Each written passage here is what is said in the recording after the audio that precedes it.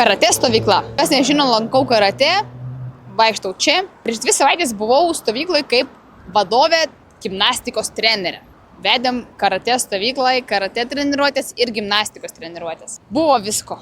Kas man labiausiai patiko, man pavyko supažindinti vaikus su gimnastika. Jie mokinasi gimnastikos pagrindų ir tai darėm futbolo aikštėje. Patys vaikai buvo įdomus. Viena mergaitė verkė, nes pati nežinojau, kas jai skaudėjo.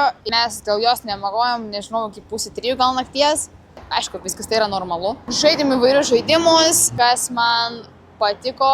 Vienas iš jų buvo šaudyti iš šautuvų su orbisais. Iki šiol man liko viena mėlynė. Mes šaudėmės vadovai prieš vyriausius vaikus ir vaikai prieš vaikus. Antras žaidimas, kuris man patiko, kuris įstrigo mano galvoj, tai orientaciniai žaidimai naktį. Apie juos papasakosiu antroj daly.